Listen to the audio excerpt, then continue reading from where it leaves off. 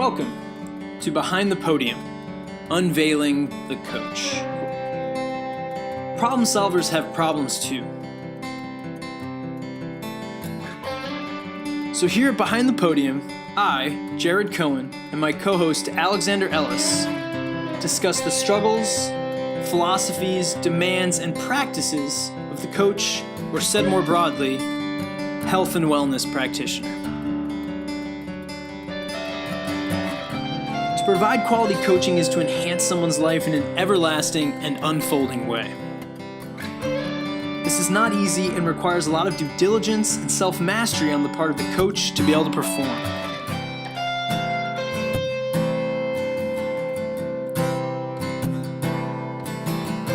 So without further ado, join us as we dig deeper into the depths of the coach's mind.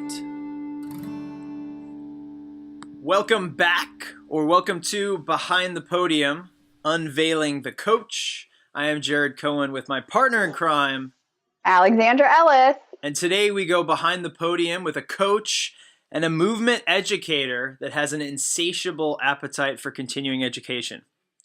This guest of ours has a breadth and depth of knowledge from which to share. Some of her certification highlights include 200-hour experience registered yoga teacher, yoga tune-up teacher, strong First Kettlebell Level 1, Z Health, functional range conditioning, and the functional movement screen. Without further ado, it is Alex's and my pleasure to welcome the founder of Stronger Human, Miss Isabelle Barter, to Behind the Podium, Unveiling the Coach. Hello. Hello. Thanks for having me, guys. Yeah. So excited to be here. This is a fantastic project. So, yay.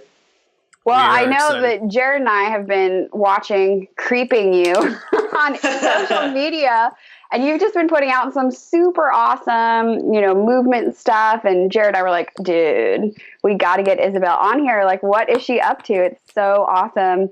Just the, evolution of what you're doing. And then I also just want to pick your brain, like, what's going on?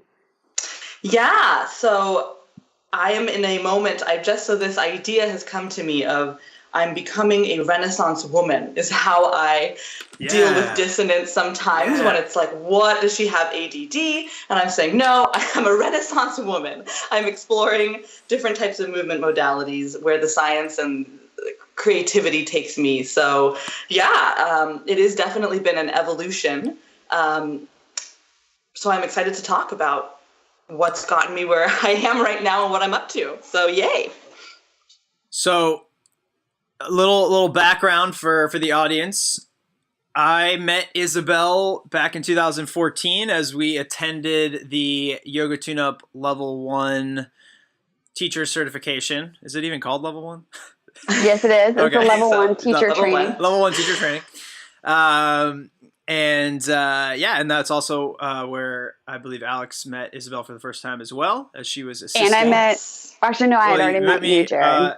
At the one of the earlier Hips immersion. But yeah, so and it's just been awesome, as Alex alluded to witness Isabelle's growth and her extracurricular dabblings as time has passed, and I am certainly curious to hear you reflect on what has changed and where has your mind been in the 3 years since that teacher training, which I know was really eye-opening and a big game changer for both of us. So much so that I'm sure that inspired more of the Renaissance continuing education you've done. Yes. Yoga Tune-Up, meeting Jill Miller, getting into that space. Well, so a little bit of context. At that time when I had come to the Yoga Tune-Up Level 1 training, I had finally decided to quit the corporate world and my standard job. And I had done my 200-hour training a few years prior to that and had practiced a little bit of private yoga. And so I felt like I needed a big private yoga trainings with individual students, but I hadn't done a whole lot in this field yet. And so I felt like I needed some kind of refresher course, some kind of thing to get me kickstarted back into teaching. And that's how I got involved. And so then, you take the learnings that you get from Jill, and it's a bigger framework about how to think, how to research, how to learn.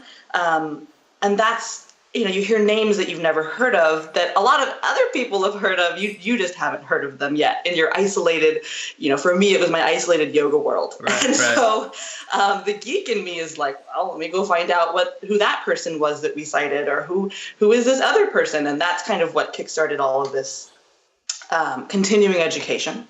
I think I did start from a place of severe feelings of inadequacy.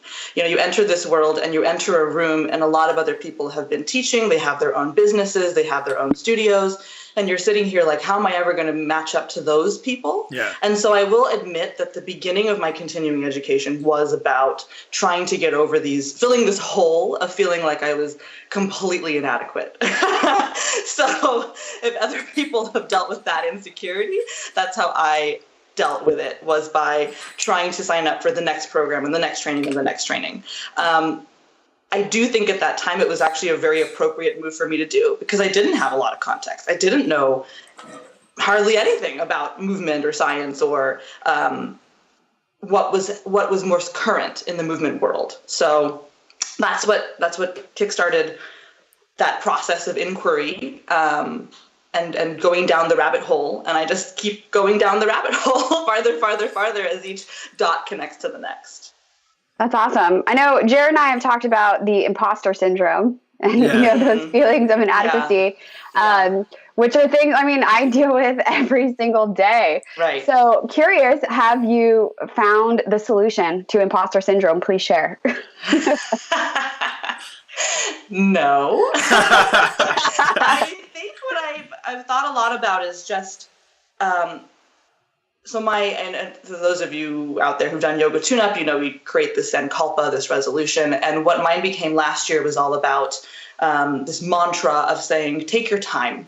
And in the beginning, it was trying to be so accelerated, and I've got to be the best, or I have to imitate. So I'm going to host a workshop when I haven't even figured out how to host workshops. And I'm going to try and teach these things that I haven't really digested in myself. And now I'm on a very different trajectory about just slow down, take your time. You've got years and years, especially when I think about who I want to train with and what their resume or bio consists of. Nice. It's usually people who've been in this business since, 30 years, 20 years. And you think about how long it took them to get to where they are, where they really are no longer imitating someone else. They really have created their own methods. And there's no substitute for time. They've taken coursework with the whole gamut of people. They were massage therapists for a while, and then they were some other movement professional, and they went and did martial arts, and then they were a power lifter for a while, or whatever their story is. It might have been deeper and deeper just in one method, but we're talking a resume that's over a decade. And that, I think, is what people like me who are eager to start out and type A and want to be the best and have this little bit of chip on my shoulder about how I want to be seen. It's really knowing that it just takes time. Yes. I will be blowing that up on a giant poster to stare at every day. Because, that is so true. And, you and I are peers in age and experience, where we're at. And it's really hard not to look, especially with social media, like, oh, look at what that person is doing, and why can't I do that? And what am I missing, and feeling like super inadequate when there is no substitute for time. I love that so much. Yeah, I love when I dabble into the powerlifting world and I read some of Mark Ripetoe's stuff. And I don't know if you've read, what is this book? Starting Strength. Starting Strength, thank you. And in there, I think his classifications for beginner or novice versus intermediate versus advanced, it's multiple years before you make the next jump. And I really think that when I first read it, I was like, I'm not going to wait 2 years or 3 years before I'm considered intermediate.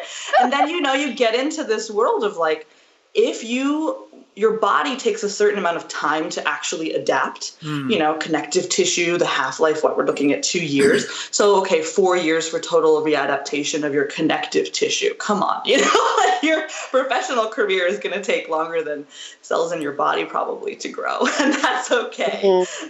That's a good way to look at it, is bring it back to what is the realistic physiological adaptations. Because I think in today's culture, there is this idea of, because we have so much more information, we assume a greater leverage.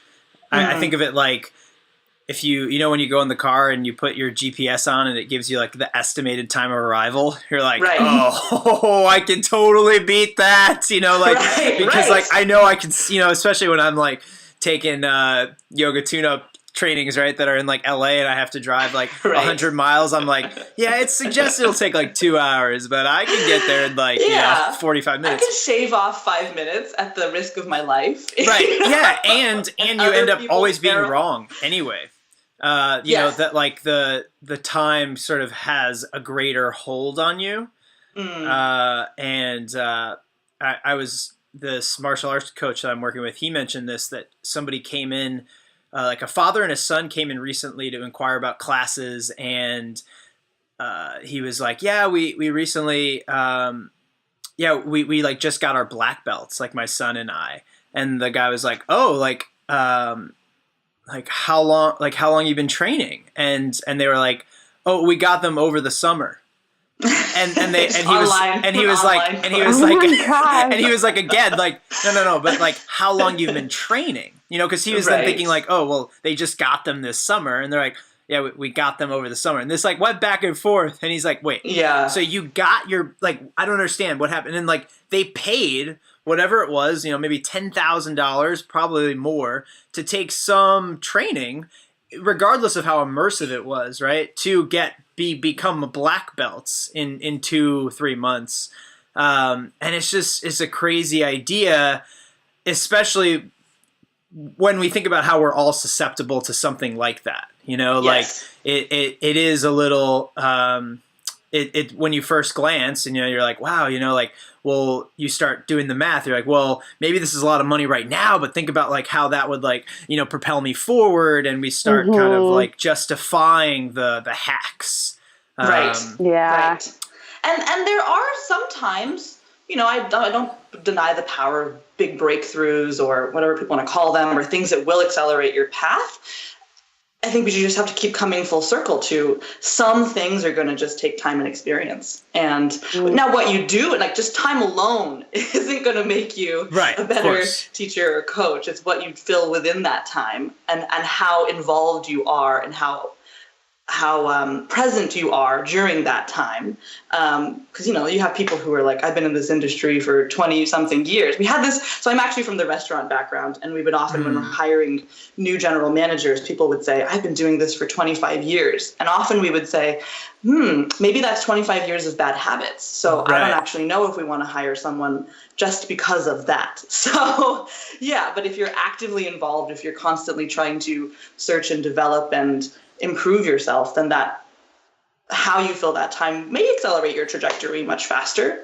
And there's no substitute for just grinding it out day after day. So what I'm dying to know is, as you kind of within this ego conversation, as you've gone to the On It Academy or some of these other coaches that you've been what seems to be really good about like networking and getting time with like some really awesome people, how do you introduce yourself, or what is kind of the context for yourself that you provide them so that they have, because I think about this a lot where it's like, you know, I want to like sort of spit out like, well, I've done all these cool things, you know, so that at least they can, not so much that I'm trying to talk myself up, but so that they know that they're not just talking to like somebody that is more of like the layman, but like, no, look, I've really put in the work. So I want you to know that when I'm asking for your time, it's not,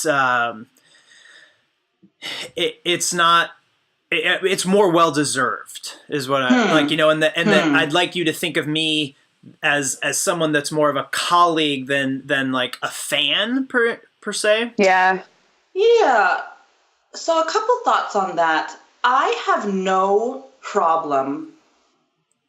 I actually really like the seat of the student, and I have no problem being invisible, especially as I'm around in my own town. So Phoenix is huge, except it's really, really small.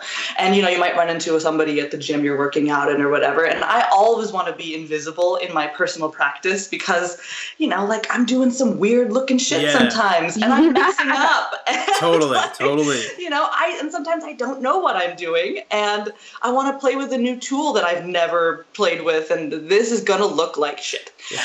So I like being invisible. I like being in the seat of the student. And what I've discovered so far with really good teachers and trainers is they don't need you to introduce who you are because it comes out in the questions that you ask. Nice. So, for instance, I went to the Onnit Academy. I worked with a guy named Christian Placentia. He's younger, except so thoughtful and in-depth with what he does. And my goals for going there were to learn a little bit about the steel mace and their steel clubs that they have. And I had an hour-long private booked with him. We spent about 40 minutes just doing mobility and FRC-like stuff. And I know they have John Wolfe there, so it's all that kind of movement prep work. Right. And I was secretly so happy because it told me this is a guy who wants to look at how my joints move from head to toe, because then he can decide whether or not I'm ready or what moves I can do with the steel mace and the clubs and what is not really appropriate for me. When I recently I went up to England, I was on vacation there and met with a guy who does steel clubs and steel mace and like old timey strength tools, you know, the barbells with the really thick handles. Yeah. And I emailed him wanting to learn about steel mace and steel clubs and these new tools that are newer to me and really exciting. And I spent over the course of 2 days, we only worked on mace and clubs for 1 hour on the last day. And his whole ethos and philosophy was about, I need to get your body to be able to take certain shapes and maintain them so that I can put this tool on you and you can actually understand how to use it. The prep work. So in those conversations, when you start to ask things like, okay, are you asking me to do, was it hip internal rotation? How much tibial rotation do you have? Was your wrist was your wrist this position, that position? They understand then, oh, okay, we speak a common language, or let me up this a little bit more. So yeah, we have no control over how other people are going to see us. Yeah. And it comes out, they can still respect me as a human. And then, you know, I still told one of the guys, like, hey, I got to do this stuff for Instagram or something, you know, like, can you film some of this? And the Onnit guy, Christian, he gave like some of the best filming I've ever seen. And he was totally like, yeah, let's make sure we tag each other and do that. Because he understood that from a business standpoint, yeah, like we need to do this and share. But from me learning from him, there's no hiding what my body can and cannot do. You know, from a good coach, that you can't hide. So it doesn't matter how much I say I have all this experience or blah, blah, blah. It's what, you know, if my low back isn't doing what he's asking me to do or she's asking me to do, then we have to work on that. Yeah. Now, how are you seeking out the coaches that you've trained with? So some parts it's just connecting dots from one thing to the next, depending on what I work on. So let's say it's in the Z Health world. I work with, actually I'm fortunate to work at one of the studios that has a bunch of Z Health trainers there. And so I'll seek, you know, can I work with you? Can I work with you on a few of these specific things? My other searching right now has a lot been within these different tools. I think Onnit, looking at what they do is like, oh, wow, I have no idea. What the hell is that? And I had been wanting to find a way to incorporate yoga with more strength. And I found that tools like the Indian clubs come out of this lineage of Indian martial arts, of which yoga has its own subset within there. So it was kind of this magical moment of like, oh, I thought here I was trying to create this new format of, you know, strength in yoga. And I'm like, oh, it's called martial arts. So, yeah, right. Yeah. That's a good point. So true. Yeah. I'm like, oh, I made something new. Like, no. You just Columbus something that these people in every single country have known about. Oh my gosh, but that's so true about fitness too. It's like there's nothing new. No, not really. Just like you tweak it or add a new tool. And I think people, sort of like you've expressed as well, is that people come to train because of you and who you are, what you have to offer. So, because I know sometimes I get just wrapped up in it, like, oh, there's so many yoga teachers, and here in my face as well, so many yoga teachers. Right. But people come for you and your education and your personality and what you have to offer. Yeah. Yeah. I love what you said about, you will reveal yourself with the questions you ask, which made me think, well, a couple things. One, I really like that you were working with coaches that, didn't care about giving you what you necessarily need, what you necessarily wanted, but were all about what you needed. Right. And so, so what I wonder about that though, is do you think that is a reflection purely of the coach's ethos, or do you think that was them more in tune with your personality and knowing like, I know she'll be able to buy in with this kind of reversal versus maybe someone else that they're like, well, as much as I'd want to do 40 minutes of mobility, I may have to kind of like give, sort of whet their appetite more with what they were expecting to experience. Yeah. Hard to say. I mean, at the Audit Academy, Christian revealed to me, like, some people come in here and they just want to go straight to it. And he expressed that that's one of his challenges that he faces, is that people want to jump right into the thing that they saw on social media or their friend was doing. And we just touched base, a little bit. So I'm sure in that program he might be doing, but he actually I don't know if he said this or maybe I'm making it up. You know how that happens. But I think I got the sense that sometimes he might let them do a little bit of, okay, fine, go ahead and try and do what I just did. Okay, you can't do it, so now you're going to do all the prep work. Right. So that actually, that happens a lot in my coaching too, right? You ask some guys, like, I want to press this, okay, go ahead, press it, and let me see what happens. Okay, so now you're going to listen to me that this is the program to get to doing that. Right. So, and I'm sure you guys face this too. Like, I know for myself, some clients, you're going to have to be, here's a spoonful of sugar, and here's exactly what I want you to do. Here's a little bit more sugar, and this is exactly what I want you to do. Tricked you. Right. So, and other people, you can spend hours and hours doing the things because you're on the same page. So I think that's probably everyone's struggle. Or I know some coaches will just stop the whole session and give a long lecture about why the student needs to listen, or why it's important for the student to do exactly what the coaches programmed them to do. Right. And I think in some ways that's some of the selection bias or weeding out, right? Is that like, it's not, in this day and age, that's not the best method to ensure more people coming through the door, but it is the best way to ensure. Because I experienced that with the martial art coach I'm working with right now, where like he will, we get lectures often throughout the our class of like giving us so much context, and for me, like, I eat it up, so like, but I can imagine other people are like, God, can we just like keep doing what we're doing? Can we just punch and kick again? I'm like, no, tell me more about the Fajing. What? How does the character look like? Let me grab my notebook. So totally, I think there's a little bit of that of, as we mentioned in an episode, attracting your tribe. Yeah.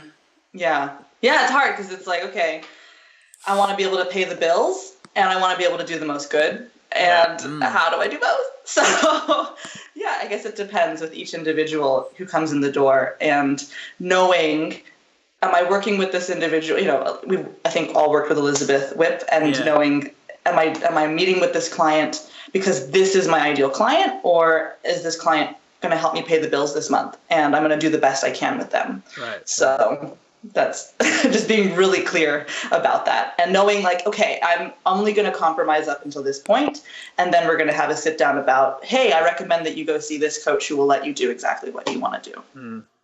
100%. Yeah, figuring out, the motivation of your clients, but then also there's definitely some amount of having to feed sugar, Yes. And there's more sugar being fed than I perhaps might have been. You know, when you first start, you're like, I'm going to be hardlined about this. Right. But then it's an experimentation phase. Like, okay, how much sugar do I have to give before they start listening? And I'm discovering that it's actually not as bad as I thought. Like, you can, when you build that longer relationship, when you get them through that first phase of, okay, fine, let's do all the things that make you feel like this is working in your framework of what it is to work out or to train. And then once they accomplish some of those goals, they start listening because they're like, well, what's next? And then they don't have no context to it, know how to accomplish what's next. Nobody on social media talks about that. What happens in phase 2, past the 6 to 12 weeks, right? No one is talking about what happens from week 16 to 26. And that's where there is no context. And that's where, okay, so here's what we do to accomplish that next phase. Yeah, it makes me think of movies. You know, it's like Instagram is just like it's just like a training montage. You know, like all my favorite movies, like we get to see sort of like the beginning and then like the snapshots of the middle, and but like there is really no detail about like what is happening in that phase, but all the extra detail comes in sort of the victory. And it's really difficult unless you have a good coach that is going to be on that journey with you. Right. And I think too that, like Isabelle, you were saying, you have to gain their trust. Yes. And gaining someone's trust is letting them, you know, feel like they're winning and accomplishing something. And then you get the buy-in, and then you're like, great, now we can get to doing what I know we need to do. Right. And that sometimes it can be short or long, right? It depends on the individual that you're working with. But it is possible.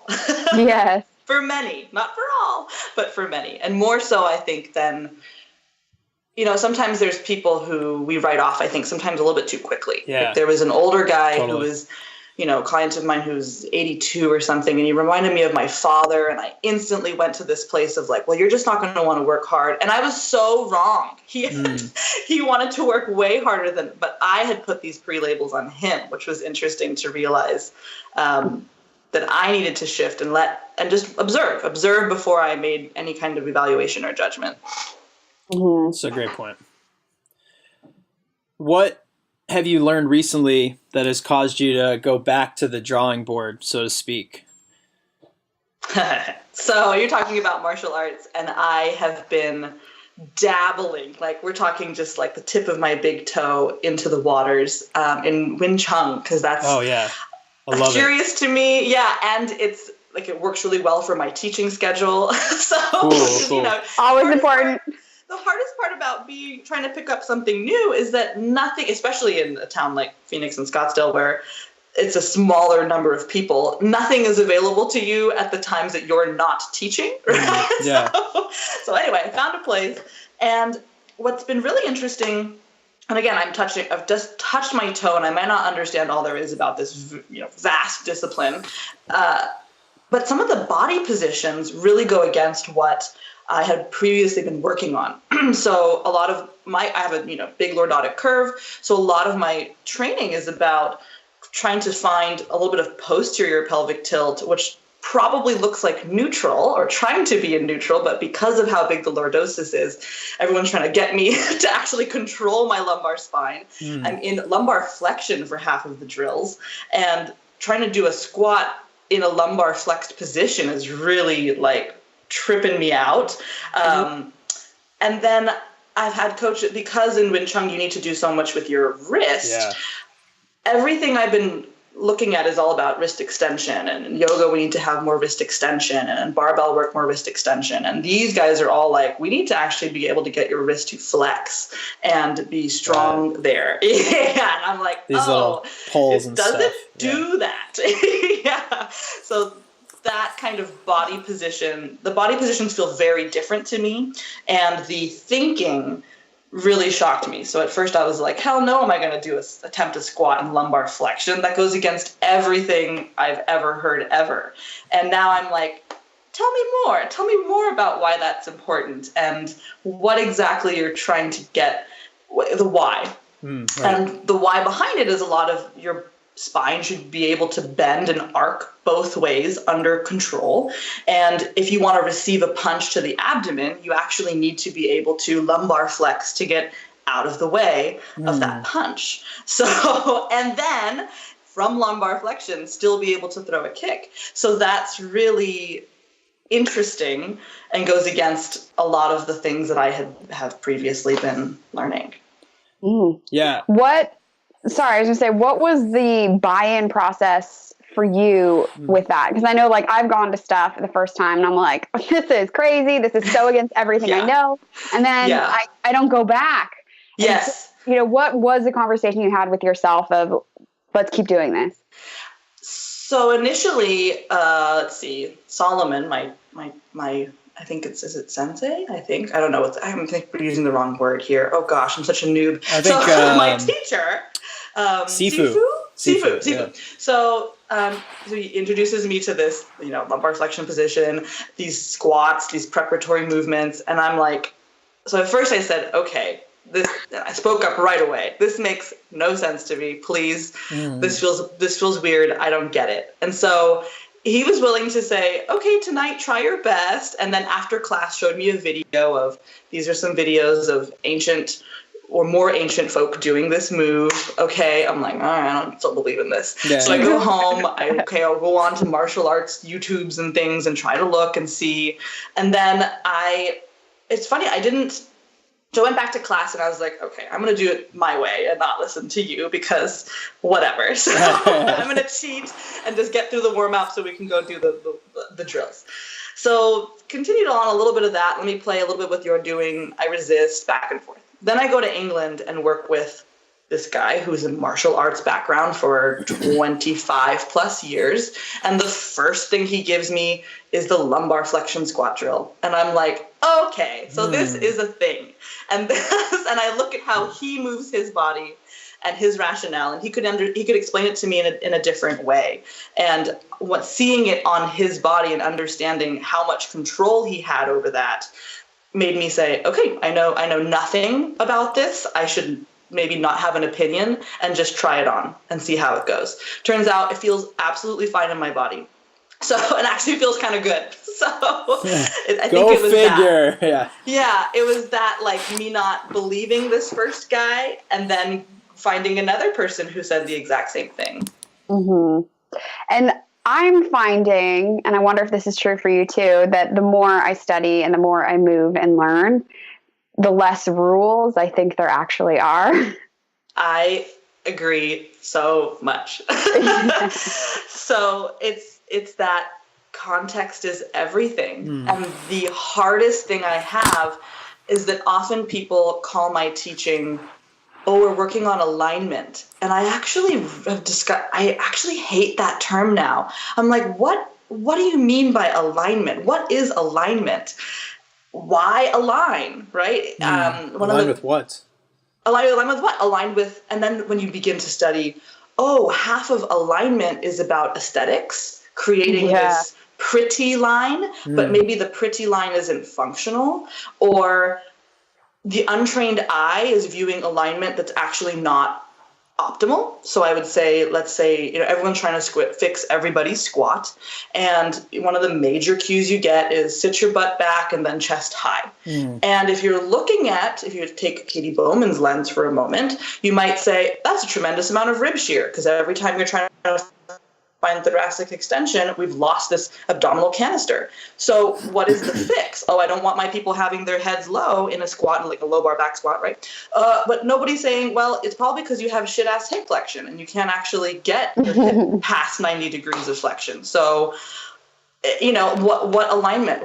My untrained eye is going to say, oh, that looks good, except it doesn't look good because that person's in horrible pain, right? Or they have no power, they can't produce power there, or the muscle group we're trying to actually get to isn't actually engaged. And if you ask them those questions, they'll say, do you feel it, in this position? I'll say, the glute. What about posterior plate? Is it in your glutes and hamstrings? No, it's in my quads. Okay, so, but it looks good, except it's not doing what the person needs.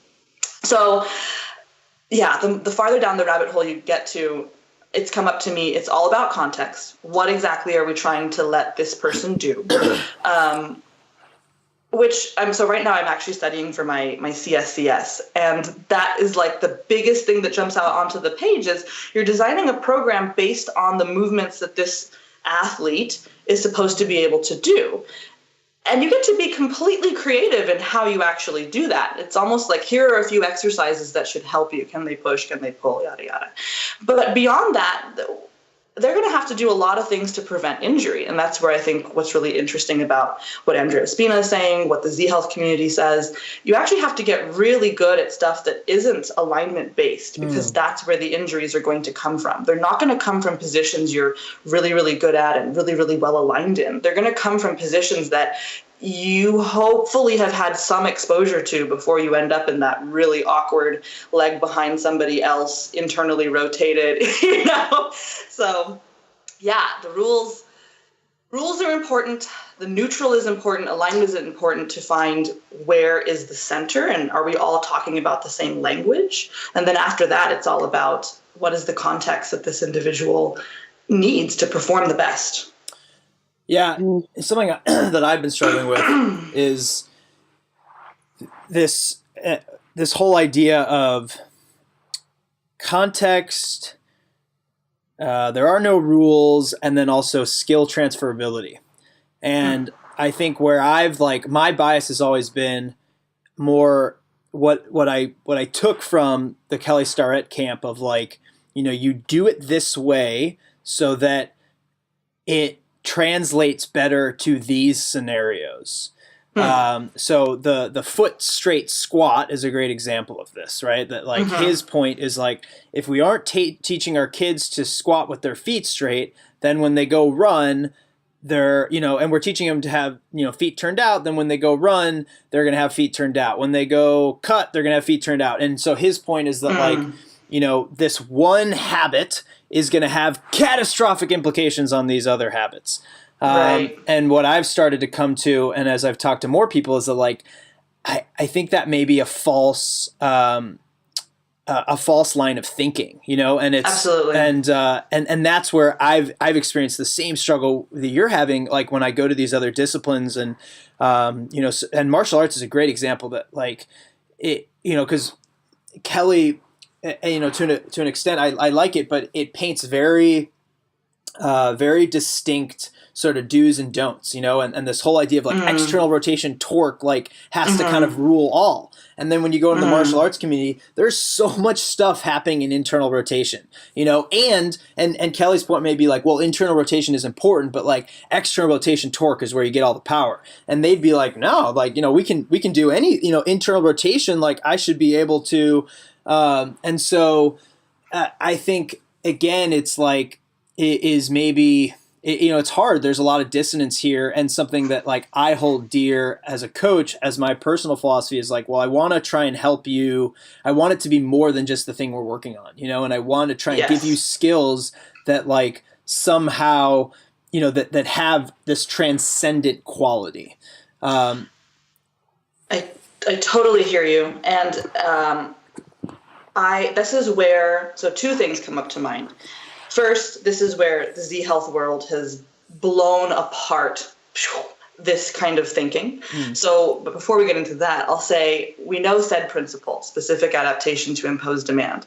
So I don't actually know how many things are transferable, and I don't actually care anymore if your foot is in this, it's like assuming that if I do too much lumbar flexion and too many lumbar flexion things that I'm always going to be in lumbar flexion. Now, to a degree, that's true because of posture in our chairs, and we're really used to that position. It doesn't always show up that way, right? Sometimes the person who sits in lumbar flexion shows up to you in a huge pelvic tilt, and you're like, how do we deal with that, right? So, said principle, you're training specifically for what you're trying to do. Not everything is going to transfer over. Right. This is where neurology comes in. So Z Health, if people aren't familiar, it's neurology for sports performance is essentially what they're doing. And in neurology, when you look at something like running or walking and posture, we have no voluntary control over our posture. It's involuntary. Now, I can voluntarily intervene and say ribs down. But the moment I stop thinking about ribs down, I can say ramp my head back. Oh, the moment I stop thinking about it, forward head posture again. Right. So I don't get to control that. And a lot of that is actually based on proprioceptive feedback, nervous system tone. Do people actually have sensory ability? A lot about it is with your eyes. If, I sit like this all the time with my head cocked off to one side because I have a dominant eye. I'm constantly trying to bring my dominant eye to see you. If I have visual issues, my head is always going to be in a cervical flexion when I squat because I don't have the ability to look down safely under load because my nervous system is freaked out. So instead of me trying to constantly cue, stick something under your chin or, look down, I have to deal with the fact that this individual doesn't want to lower their eyes because looking down is completely foreign to them or threatening in some way. Wow. So that is where Z Health just kind of melted my brain and made me stop. So it's almost like half of what I want to do is teach less patterns and look at how joints move, look at what is threatening and non-threatening, and figure out how do we get all that reset before I even teach you in this position, in this kind of a squat, we do this. In this type of movement, the body looks like this. Running and walking, we're not going to have a whole lot of control. That's based off of your favorite collection of habits that your body likes to do. And most of those habits are based on how much information is getting from the brain out to the nervous system. How accurate is the map? If I can't feel my feet, we know this in yoga tune-up. If I can't feel my feet, the message isn't getting back up to my, spinal column, back to my brain. So the output message is going to be blurred and incorrect when it's telling you to adjust, to correct. If I'm constantly in pronation and that information isn't getting back to my brain, well, I can't correct it. So the goal is, it changes how we coach. Instead of making someone feel shitty about their shitty posture or the fact that they can't control these things, it's about helping get the whole nervous system piecing together these puzzle pieces to make them able to move better reflexively without having to think about things that are so hard to control. Wow, fascinating. Well, and I would also argue, though, as far as context and who your audience is when you're teaching, thinking back to Kelly, he's talking to coaches who at one point when he started had no knowledge at all, right? And, that's how we started, where we found that when I first started studying with Kelly, I knew nothing. And through, you have to start somewhere with some rules. Yes. To then be able to say, oh, wait, there's no rules. Yeah. So I think you're not going to have a client the first time and just be like busting neurology and all of this. And blah, blah, blah. We need to start with a framework so that we can then paint outside the lines. But those lines have to be there at some point so that we have somewhere to start from. Yes. And I would argue that so someone comes to you motivated to be able to do, let's say, CrossFit, Olympic lifting style. Let's say Olympic lifting within CrossFit. We start immediately training under the little PVC pipe, the positions. And my argument is actually we need to look at all joint ranges of motion first, assess them neurologically. They don't have to know why I'm asking them to walk up and down looking at their gait pattern, why I'm asking them to follow my finger around. They don't have to know everything. I have to know so that then over time we can figure out how best to put them under load or teach these techniques. So that's where pieces like movement screens and movement assessments become, to me, really important because I don't exactly know how to set all those. I don't exactly know what to do with them under the technique or modality that we're trying to learn without understanding how their body responds first, neurologically. Yeah. Oh, yeah. Well, and just like you're talking to about gait, that is a series of steps that are going to happen without movement. Statically, we can start to address, if there's holding patterns or some stuff like that. But then I'm going to send you back out to walk, hoping that we've made some change, and we may have or we have not. But I love what you said that, walking, running, it's going to happen. Yeah. And the faults are going to happen. So if you look through Greg Lehman's lens, he is, he's the guy who's chiropractor. He spent time in the same lab as Stu McGill. So, where all of our spine research comes from. And he talks about if you are in valgus, you are probably pretty strong on the medial knee because you're always in valgus. So we might not have to worry so much. Now, it's probably not optimal all the time, especially if that knee position exceeds certain load capacity. But, you'll look at runners who are in the Olympics and they run with valgus and they're doing okay. Now, I don't know what their careers are going to look like 30 years from now or what their bodies are going to feel like 30 years from now. But the argument is maybe they've adapted to some of those positions that we might say, ooh, that's not right. That's not good alignment, because they've been doing them for a really long time. And we know based on Wolff's law that there's certain, Wolff's and Davis's law, there are adaptations that occur to make that position stronger for you. Well, and where do we come in though and say, because I feel like if Kelly heard that, he'd be like, well, I argue that if I could get them out of valgus, I could make them better, right? Like, what's your response to that argument? Yeah, I would say yes. If we get you out of valgus, you're going to be better. How we do that is going to depend on who is the person you're going to go see. And is that a worthwhile pursuit, right? I think it is because I'll share with you a little bit about the Z Health. What they would say is probably the underlying root cause. When the knees come together, usually we're accompanied by hip flexion, we're accompanied by shoulder rounding and head forward posture, which is all part of a startle response. Right. So if we can figure out what is threatening the body so much, those things will begin to go away or minimize more or less on their own. We'll have certain pockets where they go away, and then we can actually train muscularly to keep them from doing those things that they're really used to doing. So I like that. Yeah. That speaks to me. That has worked. Works for my body. And I really view that as a very holistic thing because it's the biopsychosocial model for how we're going to deal with postural change. And that really speaks to me. Other people are going to say, that's bullshit. We just need to biomechanically do this, and that. And you know what? If they can see changes and results for people, fantastic. I'm not going to knock them and say that that's not true, right? If Kelly Starrett has his own method for dealing with it, that's awesome. So, and if it works and you buy into that as a client, awesome. Keep doing it. I like the neurological approach. Yeah, for sure. I think it's just this interesting question of because I think there is a lot of research and a lot of people I've talked to now that that sort of defend the adaptation, that the body is so resilient and therefore it can adapt to anything. And in a lot of circumstances, just because we've been taught that a certain adaptation is not great, arguably for this individual, that adaptation may be, they may have no negative unintended consequences, but it's a risky game, right? Like how do we don't know that for sure. Yeah.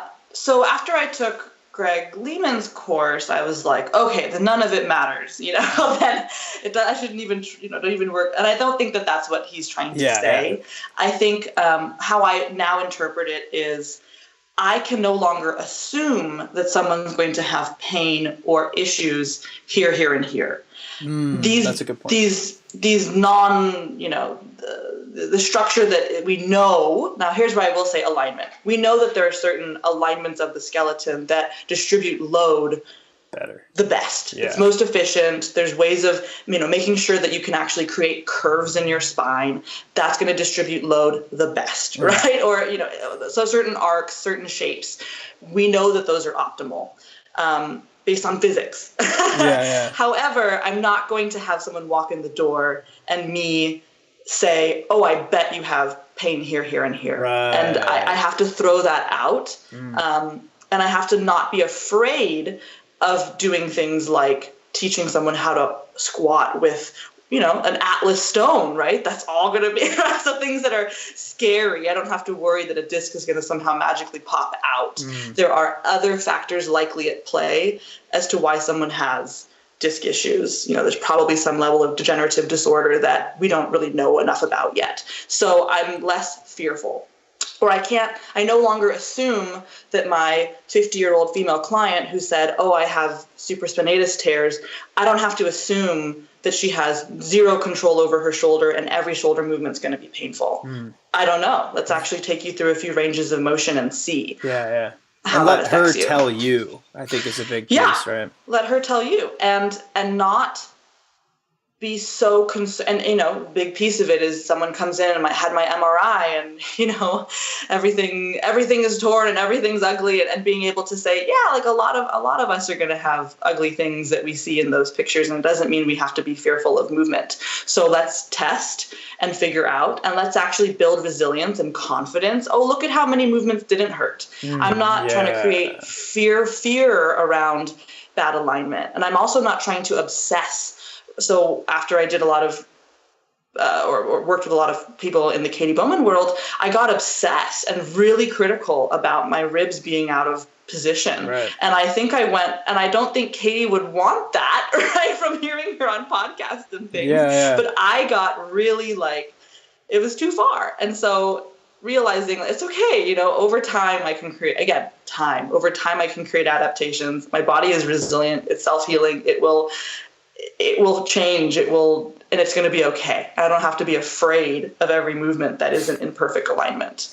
Yeah, I continue to struggle with that, right? I mean, and just with all these messages we've received about proper position and positioning and alignment, and my thought has always been like, well, God, what are the unintended consequences of certain things that, but we're essentially just creating the problem ourselves with these fear cycles of thinking. Yeah. It's it's again, be sensible and don't go put yourself under a ton of load, knowing that body position isn't optimal for you. And I find that knowing more about the nervous system, your body's sending you signals. Like I was trying to, I had a goal to get over 300-pound deadlift, and I got stuck at 225, and my left pinky and index finger kept slipping. And I kept saying, oh, I need to do more grip training. It's this. And I'm like, maybe Isabelle, you're not ready because you haven't done all the prerequisite work in this position. So maybe this is your nervous system telling you, nope, you don't get to do this. So let's go back and not train your grip. Let's go back and train your hips, train your core, train your low back, right? Train all the little pieces of the train. But here I am obsessing it's got to be the grip. No, your nervous system just sent you a way of telling you, fuck you, stop doing that. Right? Yeah. It's a great and it depends point. on how fast are you going to listen, because the next signal for me was low back pain. Yeah. Sent a zing through my spine, because it was like, okay, this is too subtle. We're going to give you something that you are going to listen to, because you are so freaked out, right? Yeah. Watch this. Watch what I've got in store for you. We're going to take you out, right? Yes. Well, hey, that goes back to your original point. There is no substitute for time. Yes. And I think what you've said also is that we need to approach every single client as the unique snowflake that they are, and which will dictate, from our large toolbox of all of these, education systems and what we've learned and studied, what tool am I going to use on you? And that will vary day to day, session to session. Right. Absolutely. Yeah. There's no two bodies are going to come to you exactly the same, right? And the goals of what they're trying to do. So it is about having lots of tools in the toolbox. Mm-hmm. Now, you also teach some group classes as well, right? I do. So what is your approach? Because, I feel like we've talked a lot about, one-on-one coaching. But when you're in a group class, it's kind of like, so what's your approach with that? My approach in group classes is to be very playful and allow a lot of inquisition. Or inquiry, maybe not inquisition, inquiry. And I encourage my students to play with that. So let's say we're doing something like a spinal twist. I know in our level 1 in Yoga Tune-Up, we talked a lot about pelvic congruency, right? The pelvis is going to be in one fixed position, and then we rotate more from the thoracic spine. For me, that sucks. I think I actually there's a multitude of reasons why that sucks, but it hurts when I do that to the right. And so I was kept trying to like only twist that way because I thought in my mind the way I interpreted the work was this is the right way, other ways are wrong, which again, I doubt that that's what Jill is thinking, right? But maybe, I don't know, that's how I left training, like, oh, I have to do my spinal twist this way. Only about a year and a half later, I started to take a little bit of gyrotonic work, and they have a whole sequence where you let the ilia sink back first, and then the lumbar spine, and then the rest of it. And I was like, oh, this feels amazing. And so that is how I prefer to twist right now, because it feels really, really good. And for me, who is hypomobile in the lumbar pelvic complex and hypermobile at my TL junction, that to me is like, this feels delicious. So when I teach a group class, I might say, we're going to play with twists 2 ways. Way 1, you're going to do pelvic congruency. We're going to look from twisting from this position. Technique 2, we're going to play with this little bit of slide.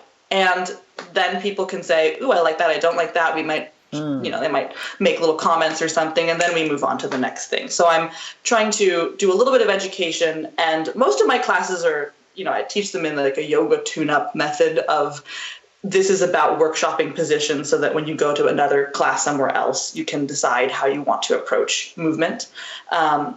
And then sometimes I'm like, no, we're going to twist today in this position, and we don't talk a lot about it because it's not the emphasis of the class, right? Yeah. So, and, I don't have, we're not going to get into all that. Come to my twist class and we'll talk about why I'm choosing one way or the other. So right. I think it's about creating a lot of options, intention, and reminding myself that it's all about play. It's all about experiment, because what I have a really hard time now going to some other class, and it's very regimented, and no other modifications are offered. No other things are, it's this way, and people saying, this is good for you.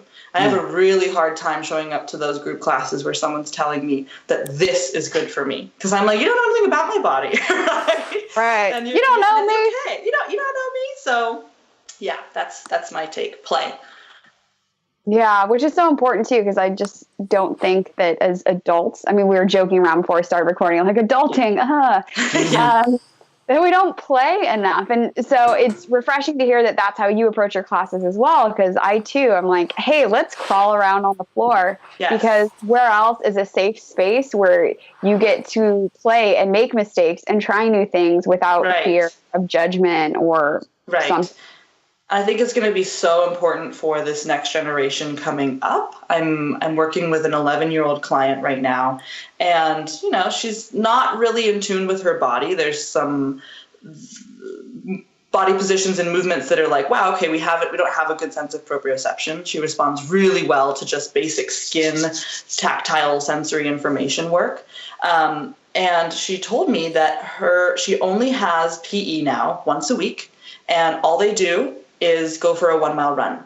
And oh my gosh. So to talk about Kelly Starrett saying, yeah, you hate running because you suck at it and no one ever taught you some of the basic prerequisite stuff that you need to have. And I'm here thinking, this girl is learning nothing except how much movement sucks, how much movement makes her hurt. And if that's going to be the trend, because I know PE classes nationwide are being, taken out of the budget, they're not valued.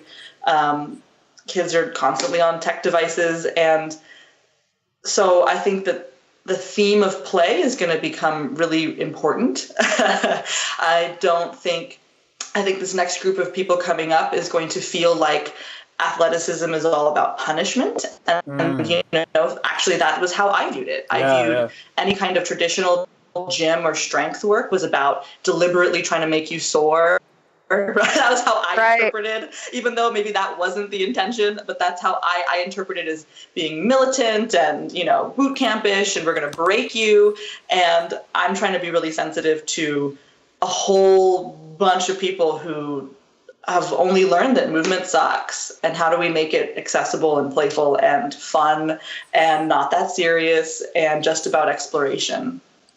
Yeah. And I think what like a big piece of that is the front loading of because I think a lot of clients, even not of this like millennial generation, right, but of the sort that have come up with so much of this tradition that to be an athlete means you have to suffer, right? They are expecting these titles of boot camp, and there's this line of thinking that like if I didn't suffer enough, then I didn't get something out of it.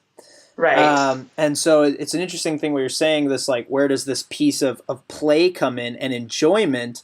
And it makes me think of CrossFit, where like I think for a while, and maybe in the beginning, CrossFit does a great job of breaking up some of that tradition of, like, oh, I got to go to the gym and suffer for 2 hours, buys and tries. Right. And that, maybe there's this idea now that I can kind of like push hard for 10 minutes and it can be different and novel and I can get enjoyment from that.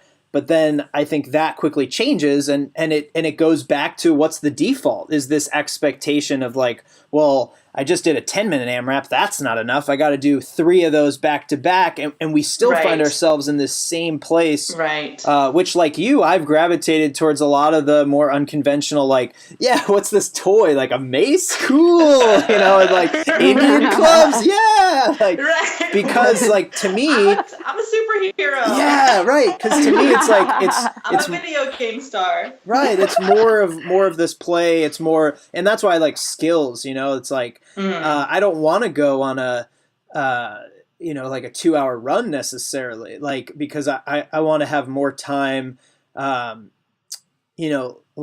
the finer things that require the time for these like very unique adaptations of execution. Yeah. Oh my God, my brain just went to goop. I had something I was going to say. Oh, I know what it is. I found it again. A really interesting thing that, who introduced it? Again, Z Health, Dr. Cobb. One of the big things that's in the first training you go to is they talk about exercise as a drug. It affects your body the same way that any kind of drug does. And the FDA regulates what is the minimum effective dose that you're supposed to take. So when you're prescribed in your doctor's office, take 2 aspirin, that's the minimum effective dose. You're not told take 10 aspirin, right? Because, you're not told, oh, well, if you have a really, really, really bad headache, take 15, because that's crazy. There's a threshold at which you're no longer getting the benefit of a drug. You're now turning it into poison. And so it's the same framework with exercise. This stimulus created this change, and we're actually trying to figure out, it's not more is better all the time. It's actually, how can we be smart about the minimum effective dose that I need to give you to create the maximal amount of change? Yeah. And sometimes you're going to be sore. And then for some people, you will have elite people and working with an NFL player. We need to have, the threshold is totally different. The job description is totally different than your other client who's of the same age group, who doesn't depend on their livelihood coming from being able to brutalize their body, right? Or if you're going to deal with tactical people, they have a very different threshold of what they need to do. So we have to actually be able to lift up the ceiling a bit. But for most people, we're looking at what's the minimum effective dose. And that usually is fun, right? Yeah. I, in my deadlift programming, was not playing with minimum effective dose. And every time I was like, I cannot even get my lat to extend my arm to wipe myself after the bathroom. Yeah. I was like, this sucks. This hurts. This is not the right way. Something's not working here. It's not working if you can't go to the toilet, right? So it's funny because I think we misinterpret. We can talk about myth for like forever, right? We misinterpret the signals because somewhere we were told, if you do this cleanse, you're going to have more energy. Yeah, you know what that's called? That's called a cortisol and adrenaline response because you're starving. Yeah. Right? Or like that's what your body's telling you. It's not telling you do this again. It's telling you need to go find food and we're going to give you energy to go hunt down an animal because it's time to eat. Or I wake up in the middle of the night at 5 a.m. and my skin's on fire after doing Metcon. I don't know if that's a good thing, right? That tells me that the dose is way too high, that your metabolism is out of whack, that you've, again, created an adrenaline and cortisol response in the body that woke you up before you're supposed to wake up. So the dose is too much. And we misinterpret these signals because we don't know. We don't have the information. And the information that's out there creates a lot of sales and, unfortunately isn't that accurate. The stories are so, it's so difficult to manage the stories and your own personal experience and find the truth in it. Like, right. I've been doing the Wim Hof stuff, and interesting. And I've found like when I was doing the week of these 10-minute cold showers, I just felt like my internal body temperature. 10 minutes. I know. I was like, oh my gosh. I felt like my internal body temperature throughout the day afterward was just extra cold. Yeah. And I don't, and then I was kind of in this place, like, I don't know, like, is that supposed to happen? Should I just keep doing it? Like, yeah. I don't like feeling like I'm like walking outside, the sun is like beating down on me and I'm like, I'm cold. Like, I don't have the answer, but I will say there's a really interesting woman who wrote a book called How to Heal Your Metabolism. Her name is Kate Deering, Deering. And she synthesizes a bunch of nutritional research from a guy named Ray Peat. And they are talking, like, the first time I got introduced to this, I was like, nope, all of this is incorrect. They talk about how your body runs off of sugar, so don't deprive it of sugar, which is big and controversial anyway. Yeah. But one of the interesting things that she looks at as a metric is if you take your body temperature in the morning when you wake up, after every meal, before and after every time you exercise, anytime you see your core body temperature drops, we're in a stress response. That's her take. Anytime it goes so a healthy metabolism should usually be on the warm side. We shouldn't have cold hands and feet. We should be generally like warm and snuggly, right, to the touch. You want to hug that person or shake that person's hand. So anything that's not that is probably a sign of not enough food or overexposure to cold or hot, right? Yeah, right. So, and her thing is not that you can't go and do that. Yeah, it's just that maybe your body isn't ready for that, right? So you would assume that after 90 minutes in hot yoga, we know that the basal, the core temperature rises because now we have that study that I think Jules Mitchell put out there. Something like in a Bikram class, was it 30 minutes or halfway through, your core temperature is actually 103 for women. So yeah, interesting. So you would expect that then maybe a couple hours later, you're still going to be warmer normal. And what I found for myself after hanging out in a hot yoga class once, recently actually, to go find out what one of my top clients was up to see what that was like for them. Anyway, I took my core temperature and it had dropped significantly a couple hours later because that experience for me was way too stressful. Yeah. So now, can you increase the threshold one way or the other? Absolutely. It just depends again on incremental changes that are suitable for you. So it's funny because, we don't get taught a lot about how to ease into things, right? It's like the correct toes. Ever seen those correct toes that you wear? Oh, yeah. Toe spreaders. I love the disclaimer on there that actually says, start with having your feet up on the coffee table for 30 minutes and then go from there, right? So we don't just jump into that. It's like barefoot shoes, right? Yes. The 5 fingers. Yeah, you're going to get plantar fasciitis if you just start wearing that all the time, all day long on all the concrete that you encounter without prepping your foot for that.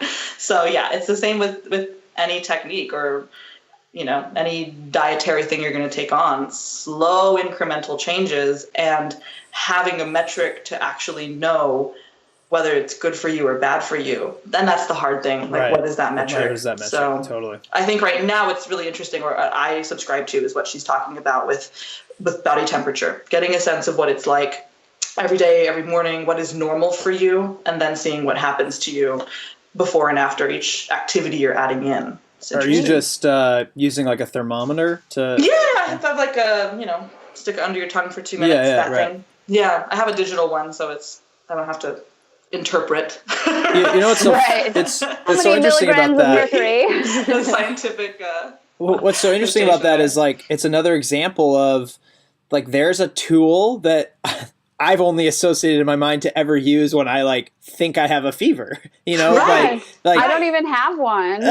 like this idea that like I would use that to like monitor my health, like manage my health. No. Do what they do in the hospital when you show up. Yeah. It's like, it's strange, right? I mean, the same idea of, I was listening to this coach, Michael Ostronick, who works with the SEAL Fit Unbeatable Mind Academy. Yes. And he has a podcast, and he was talking about his coaching methods, and a great distinction he made when he's first meeting with a client and assessing their habits and their routines and their lifestyle choices is the difference between healthy habits and stress management habits. And I know I've fallen into this camp sometimes where it's like, oh yeah, like, well, I have great stress management because like, well, I'll do my daily breathing and I have my mobility routine, and right. But like, theoretically, those are separate than like, well, what are you doing when you actually get stressed, right? Because you may have all these good habits, but then when you're in a stress response, what is your behavior, right? Is it compulsive eating? Is it, I'm going to watch distracting videos for 3 hours, right? Are you actually using the healthy habits in times of need versus just assuming that because they're in rotation, they transfer over? Yeah.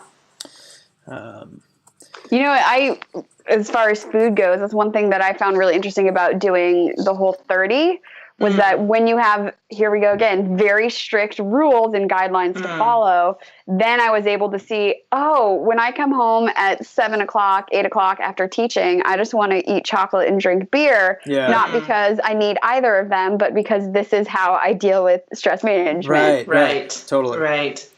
That's how you're plugging that hole. Yeah. And I think trying with as much healthy deliciousness as I can. Bottomless pit. I think the important take-home message is to be more aware. Yeah.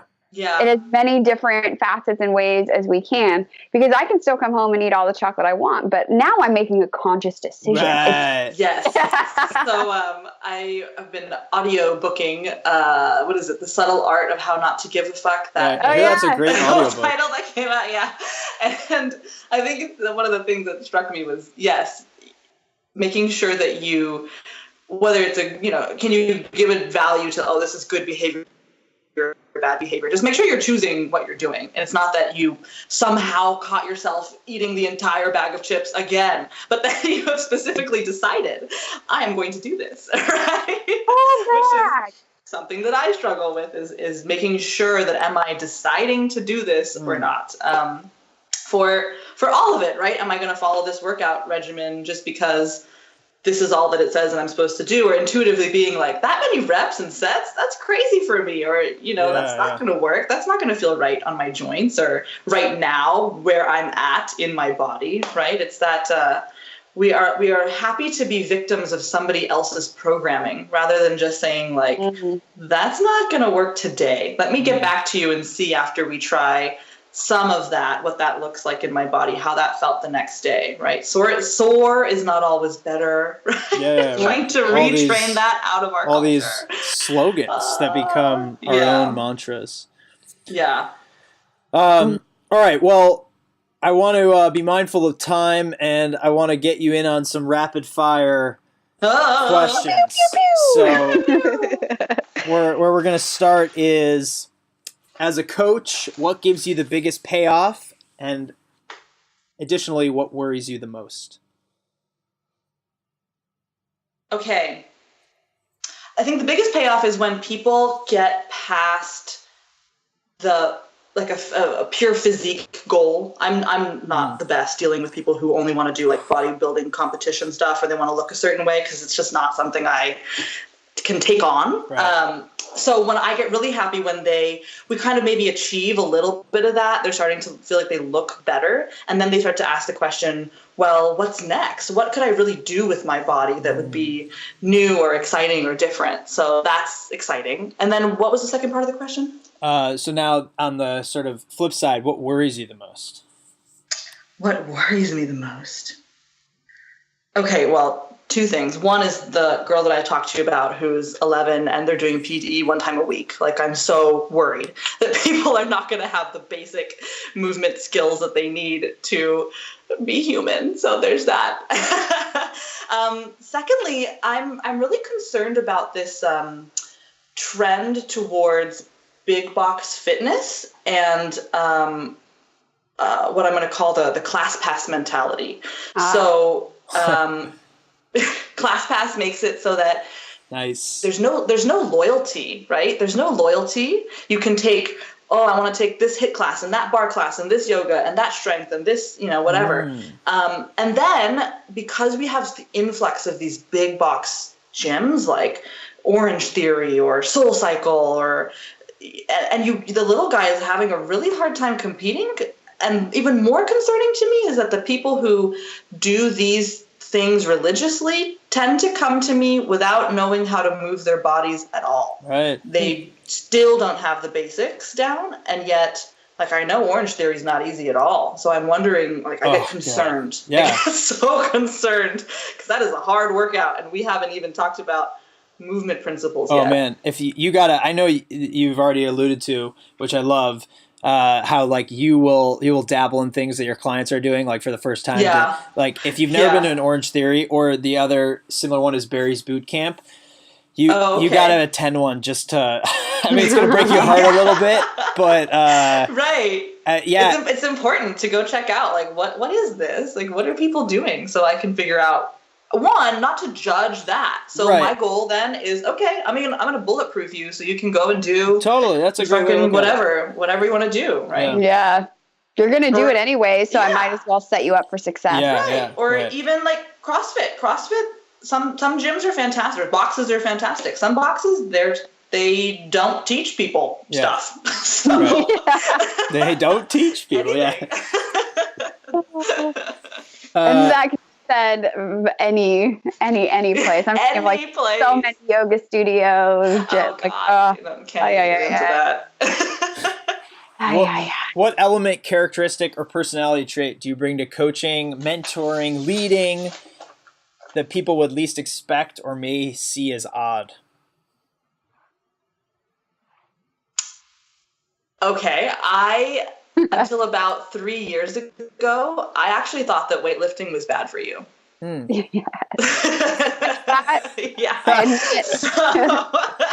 here I am like, let's do heavy shit. Let's get stronger, right? And only 3 years ago did I turn that corner. So nice. I came from I came from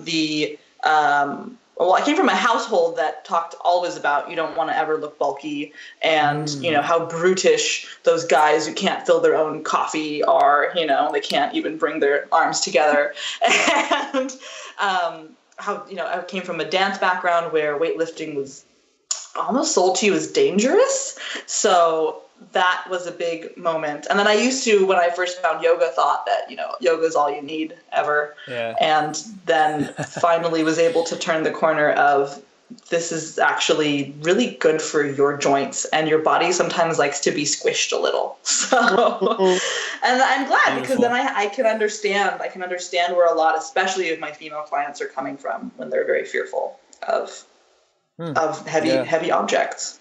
Yeah. I just had a conversation with the yoga client like last week too. She's like, well, you're so strong. You can do all these poses. And I'm like, you could be strong too. Yes. You can lift weights. And actually, if you have lingering pain right now, perhaps lifting weights might be the ingredient that you're missing. Right. It's not like a zero sum or like, I have pie and you can't have any pie. Right. You too can do this. You too can be strong. Yeah. And guess what? Your yoga practice will become way more fun and 10 times easier because you can actually do a full out push up with many arm variations, and it won't be like, oh, it sucks. It took all my energy. Right. Which is usually, if you can't do a proper chaturanga, the rest of the class is done because you're exhausted from that one attempt. Totally. And they say yoga isn't competitive. All you yogis, I know you want to do more chaturanga than the next person. Yes. Keep your eyes on your own mat. Because I will find transcendence if I can do 2 more reps than you. Yes. No, that's because like the sweat and the blood running in your eye. But I found that to be true too, as far as like weightlifting in my yoga practice, because I grew up in a house where my mom did competitive weightlifting before it was cool. Oh, wow. Like she was super badass. Wow. But she also had, knee issues and all of these body issues that we always attributed to weightlifting. So it was like, yeah, you could do this, but look at what cost. Right. And so when I started to do weightlifting, my yoga practice and my demos and as a teacher, I was like, oh my God, this is way less exhausting than it used to be. And that was my drug to keep going. And it's been cool now to talk to my mom. I'd be in the car on the way home from a CrossFit workout and we were doing this thing called a snatch. And she's like, oh yeah, I know what that is. I'm like, oh my God. That's so awesome. That's cool. So awesome. Well, what's incredible is I have 2 50 plus, I call it my 50 plus club ladies who come on my 10 a.m. Thursday class. And 2 of them have just finally gotten their first ability to push out of, what is it called? A stability push-up in the FMS world, right? Or a hammer push-up, I think, when you start at the bottom and you push your way up in one piece. 2 of them have finally been able to do that with body trunk one piece, not on any kind of incline. Awesome. And the look on their faces was just like, oh, I can't believe I did that, right? Yeah. For that to strike, because I can't believe the number of women, especially in this town, who cannot do a chaturanga. They cannot hold plank and lower at all. And it's skipped in most classes. There's no technique being taught of how to actually do it. So it's almost like some magical people can and some magical people can't. I don't know if it's like the same thing in LA. When I lived in LA, I felt like more people could do it, but I also wasn't in the seat of the teacher the way I am now, able to look and see what is actually going on.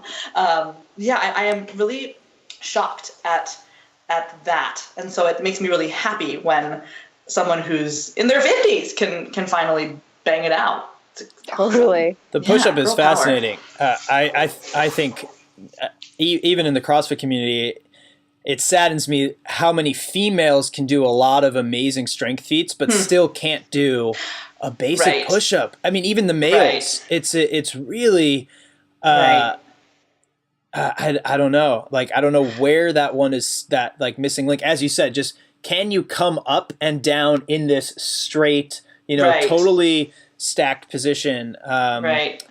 It's really interesting where so then loss. And then not to get again too fearful, but it does leave me saying like, I wonder how they maintain intra-abdominal stability and all the other stuff they're doing. Totally. Like, what's going on? Where are they getting that from then? Probably in the low back. Right? Yeah. Like, the thoracolumbar, junction overload. So anyway.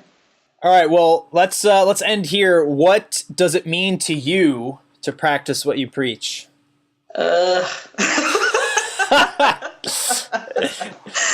that give you a sense of what that means to me? I think it means, right now it really means to me about acknowledging how hard it is sometimes to practice what we preach. And how easy it is to say stuff when you're in the seat of the teacher and trying to motivate someone, and then you're like, do I even do that? Like that, I think it's just admitting, I could say don't teach things you don't already do yourself, which I feel like if you're not doing that by now, do that, right? Play with it in your own body first. But I think it's about honesty. I think it's about honesty about the challenge, like the darker sides of the fitness industry and sharing that with people, like there's so much body dysmorphia amongst trainers in this industry. Right. And that's not talked about. There's this huge struggle that I face as someone who doesn't, I'm of a body fat percentage that doesn't subscribe to what a trainer is supposed to have. And sometimes there's dissonance there because I'm like, I guess it's cultural, right? Even my own sister sometimes used to say, well, I don't want to train with anyone who doesn't look like what I want, the body that I want. And so my rebuttal to that now is I'm not a fitness model. I'm a movement educator. I'm here to teach you how to move. If I'm a fitness, some people are both. They're fitness models and they're movement educators. Some people are neither, right?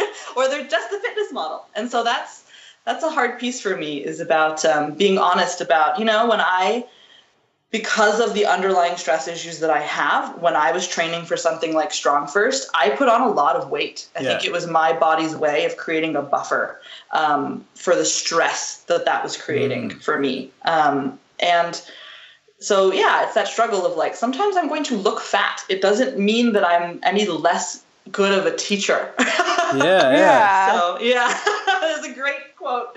I think it's in Elizabeth Gilbert's book, where she's like, you just got to get this out of the way. Being fat is also going to be a reason why you won't try to do the things you want to do to pursue your goals, because you're too fat. You're too fat to like pursue your goals towards success.